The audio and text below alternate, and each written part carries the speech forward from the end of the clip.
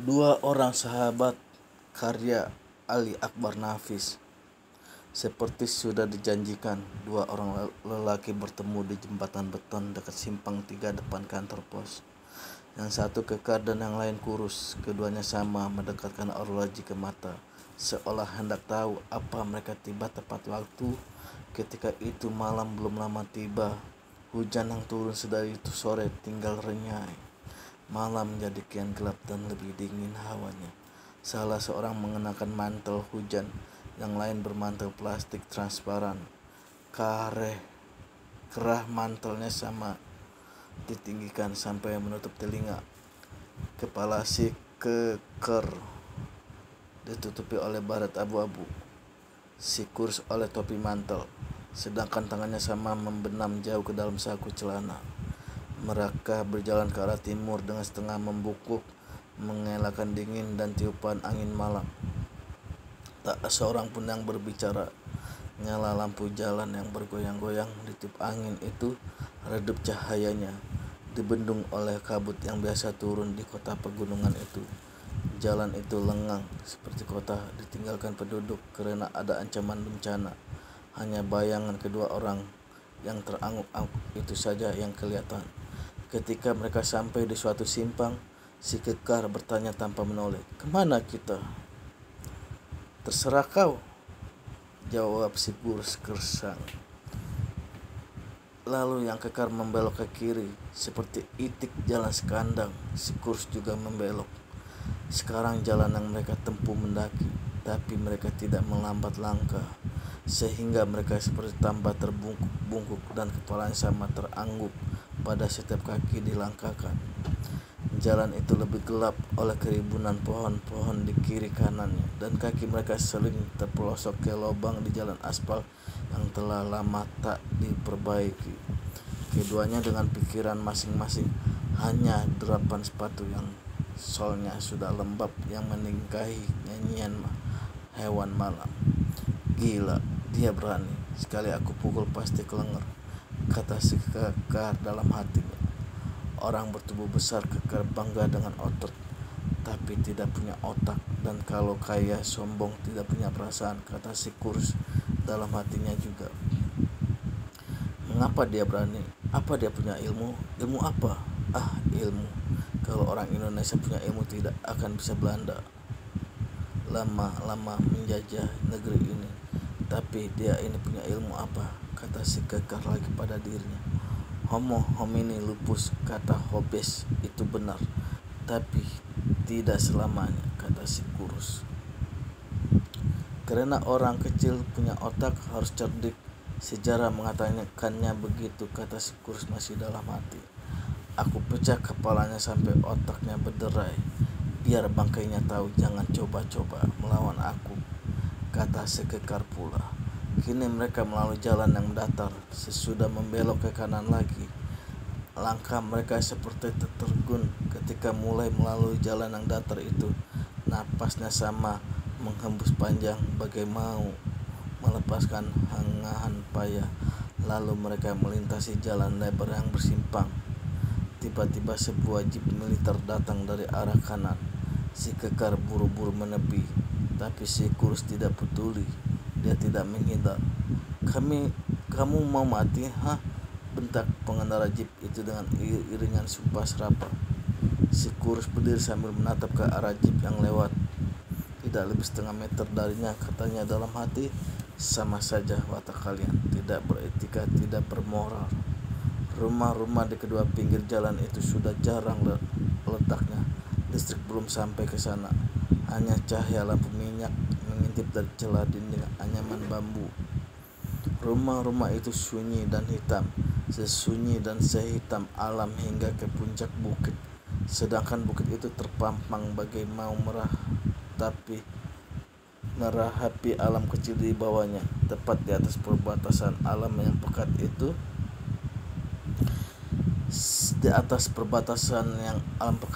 sekali cahaya terang mengilat. Bukit itu bagai binatang merayap maha besar.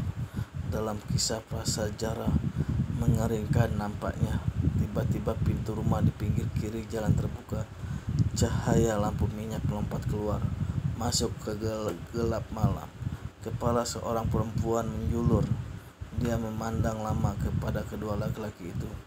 Laki-laki itu juga memandangnya. Ketika lelaki itu berjalan terus, kepala perempuan itu lenyap lagi ke dalam bilik pintu sambil menggerutu, "Sialan, bukan mereka." Dan perempuan lain di dalam rumah cekikikan ketawa, lalu hilang karena pintu ditutup lagi.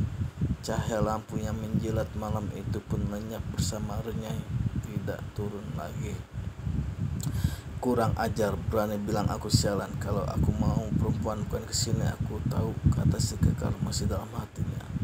Perempuan pemilik daging sewaan ini sama saja dengan pemilik otot, sama tidak punya etika, tidak punya moral, gerutu si kurus. Kemudian mereka tiba lagi di sebuah simpang. Jalan besar yang mereka tempuh membelok ke kiri, tapi mereka meneruskan arahnya melalui jalan kecil tanpa aspal. Kerikil besar kecil berserakan menutupnya. Gemercakan bunyinya dipijaki. Dekat di kiri kanan jalan meliuk-liuk daun pisang ditiup angin. Berkepakan bunyinya menyela desaun angin yang meniup dan nyanyian jangkrik. Bukit menghadang di hadapan mereka hilang timbul di sela daun pisang. Langit yang memberikan kilatan juga mengintip di celahnya. "Tak kusangka aku kesini di malam seperti ini," si kekar berkata dalam hatinya lagi. "Mengapa aku mesti kesini? Seumur-umurku belum pernah aku kesini. Jangankan malam, siang pun belum." Gila benar. Orang kuat, orang kaya itu maunya takdir. Jika enggan menghormati kaum jelata, hormatilah takdir. Kalau mereka tidak mau melawan takdir itu, takut melawan terinjak terus. Kalau melawan gunakan otak, akali. Kalah menang juga takdir, kata si kurus masih dalam hatinya. Tiba-tiba keduanya sama terkejut. Langkah mereka sama terhenti sambil dengan menasihati mengawasi sesuatu yang melintas cepat di depan mereka. Rupanya seekor musang. Bersadauan desauan suara perlandasan badannya dengan dedaunan di semak itu. "Hush, musang bikin kaget orang. Nantilah aku bawa bedil kesini, boleh kamu tahu rasa," kata si kekar. "Bagi kamu musang selalu ada sekandang ayam untuk kamu terkam. Apalah daya ayam, karena sudah takdirnya begitu," kata Hobes. "Hanya cocok untuk binatang. Manusia yang binatang ya sama, tapi aku manusia. Manusia yang manusia, kalau kuat ya jangan menindas, kalau tidak mau melawan jangan ayamlah kamu," kata si kurus lagi. Keduanya terus melangkah, tapi lebih lambat. Si kekar seperti mencari-cari sesuatu. "Orang kurus seperti kamu sekali tetak lehermu patah berhari-hari. Kemudian orang akan mencari bau bangkai membusuk ke sini. Bangkai itu bangkai kamu, karena itu jangan sekali-kali menantang orang kuat," kata si kekar lagi masih dalam hati. Dia lebih memperlambat langkahnya. Sepertinya dia merasa sudah sampai ke tempat yang ditujunya. Dan memang tak lama kemudian mereka sampai ke suatu padang luas yang membunjur di sepanjang kaki bukit. Di kejauhan itu tiada pohon tumbuh di situ selain berlukar menyemak. Dulunya padang itu tempat serdadu Belanda, Sorja Jepang, dan tentara revolusi latihan menembak. Di sana Jepang juga memenggal nyawa orang yang dituduh pengkhianat. Tentara revolusi pun meniru gurunya yang Sorja Jepang, sehingga padang itu menumbuhkan fantasi yang menegakkan bulu roma setiap orang. Orang-orang tawanan yang akan dibawa ke situ sudah kejang duluan oleh ketakutan atau cepat-cepat berdoa dengan 1000 cara. Dan kini padang luas yang sunyi dan menimbulkan fantasi seram itu di malam berenyah dingin dan pakam didatangi oleh menanti dan menyaksikan orang-orang yang dipenggal lehernya atau ditembak mati tanpa peduli perasaan si korban. Pedang itu pun sunyi menerima kedatangan kedua laki-laki itu, bersikap masa bodoh terhadap segala apa yang dilakukan oleh manusia terhadap sesamanya. Seolah-olah berkata, "Hei manusia, silakan kalian saling bunuh." Tapi arwah manusia yang dibunuh tanpa kerelaan, sehingga menumbuhkan fantasi yang menghantui, seperti tidak menyentuh hati kedua lelaki yang mendatanginya. Dia mau menjagal aku seperti yang dilakukan serdadu itu, kata si kurus dalam hatinya. Kalau dia sampai mati aku gampar, orang akan menanya aku, polisi akan menangkap aku, matilah aku. Sialnya ini orang mau kesini, kata si kekar menggerutu pada dirinya. Kalau aku dipenjarakan akan apa perasaan istriku? Kalau aku dihukum mati, bajingan-bajingan akan memburu istriku yang muda, cantik dan kaya oleh warisanku. Sialan. Cahaya kilat memancar juga jauh tinggi di langit tanpa tenaga menembusi gelap dan kesepian padang itu. Dan sesekali angin meniup agak keras hingga dedaunan kayu bergoyang menjatuhkan pautan tetesan air padanya. Gegap berdasauan bunyinya bagai teriakan prajurit yang memasukkan semangat mau mati yang bernyala dan haus darah. Si kekar mendongakkan kepalanya seraya memandang berkeliling alam di padang itu. Lalu katanya seraya menghentikan langkahnya, di sini saja. Si kurus pun menghentikan langkahnya. Masih menegur juga dia. Keduanya kini tegak berhadapan seperti dua orang yang mau mengatakan sesuatu yang lama sudah disimpan.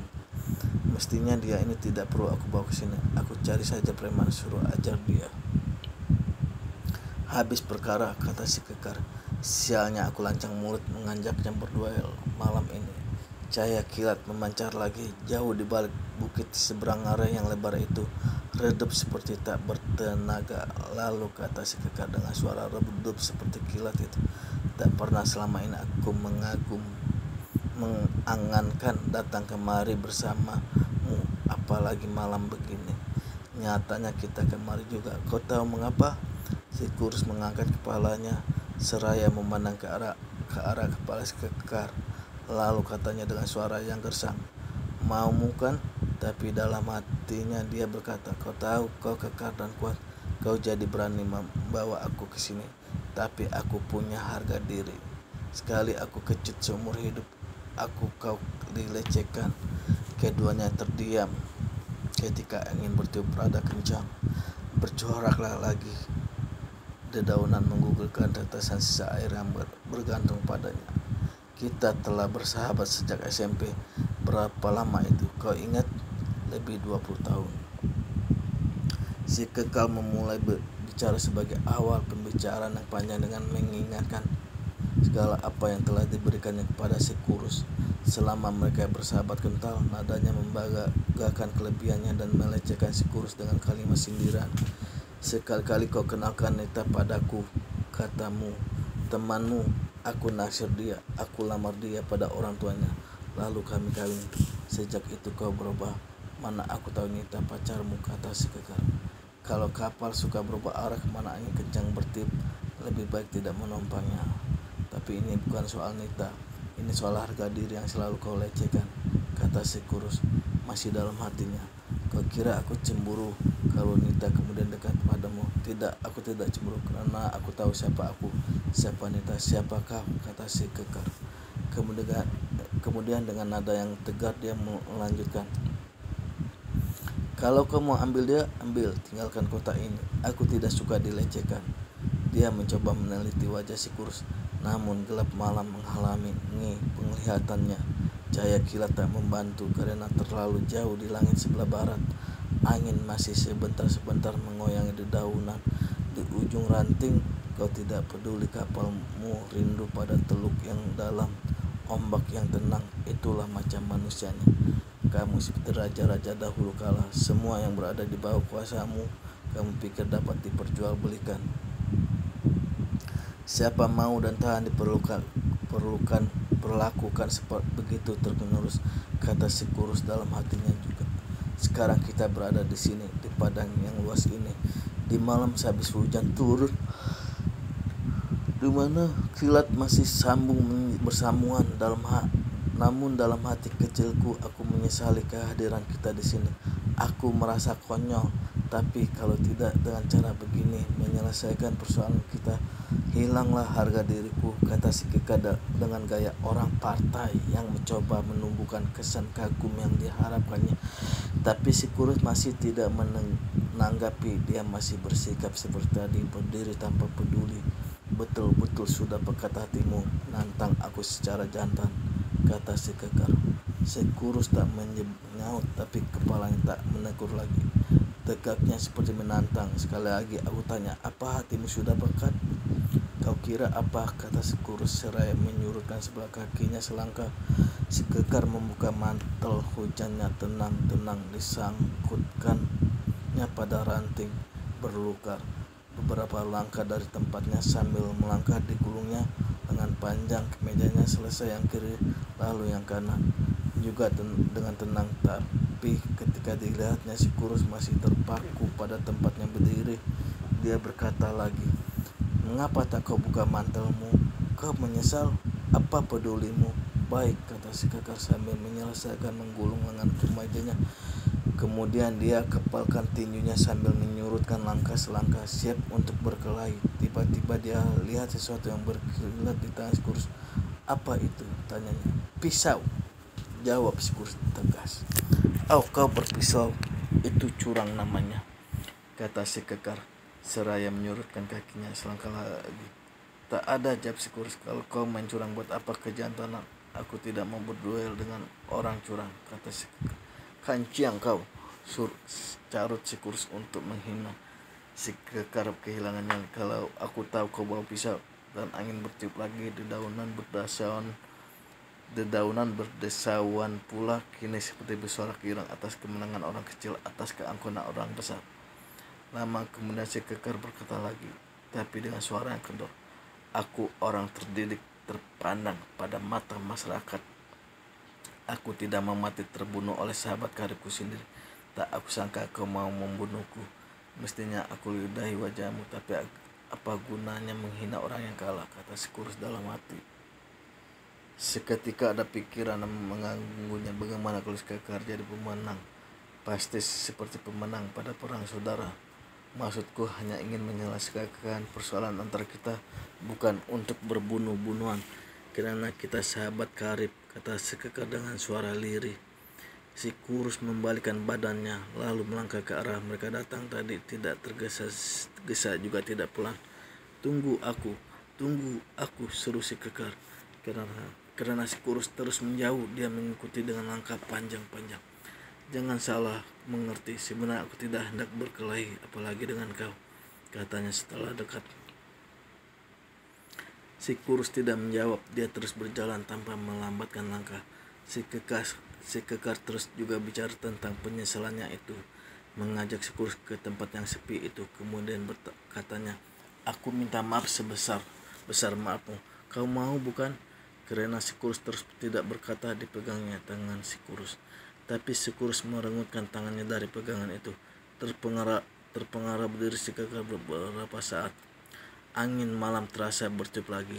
Dedaunan pohon pinggir jalan itu mendesau. Seketika si kekar melangkah cepat, lebih cepat dari langkah si kurus. Setelah beberapa langkah mendahului, dia berdiri dan menanti si kurus mendekat. Didekapnya kedua telapak tangannya di bawah dagunya seperti patung Buddha. Lalu katanya memelas, aku minta sungguh jangan kau ceritakan peristiwa ini kepada siapapun. Hancur harga diriku. Akan apa, kata Nita, kalau dia tahu? Hancur, aku hancur. Si kurus terus melangkah. Si kekar terus menghadang dengan langkah mundur tanpa merubah letak kedua tangan.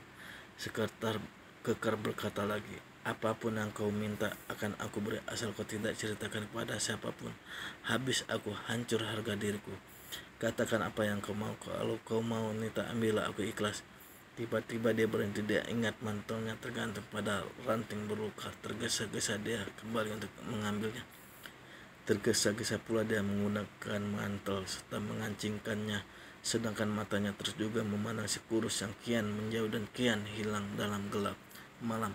Dia berlari mengejar sambil memanggil-manggil nama si kurus dan minta si kurus menunggu. Ketika sampai di tempat mereka berpisah tadi, si kekar berhenti. Dia memandang berkeliling mencari di mana si kurus berada. Tidak siapapun terlihat selain gelap malam. Buru romanya berlinding sambil berlari kencang. Dia memanggil nama si kurus keras-keras. Dali, tunggu Dali, tunggu, jangan tinggalkan aku Dali. Si kurus keluar dari persembunyiannya di belukar. Setelah suara si kekar tidak terdengar lagi, dia bersembunyi karena enggan berjalan seiring dengan sahabat lama yang sudah jadi bekas sahabat. Begitulah ceritanya. Gundar sepatu, cerpen lagi karya Ali Akbar Nafis. Bagi orang parlente gundar sepatu penting karena setiap keluar rumah sepatu harus mengkilap. Bagaimana sepatu bisa mengkilap kalau tidak digundar setiap hari? Bagaimana sepatu bisa mengkilap kalau tidak disikat setiap hari? Di hotel berbintang tempat golongan elit biasa menginap, gundar sepatu memang tidak disediakan. Yang disediakan flanel berbentuk kantong kecil. Masukkan tangan ke dalamnya, lalu sekakan ke sepatu. Kalau sepatu itu kumal betul, panggil pelayan hotel untuk membersihkan.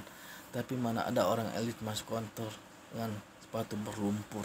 Dalam masa perang gerilya, gundar sepatu menjadi lebih penting fungsinya dibandingkan kebutuhan sepatu orang elit.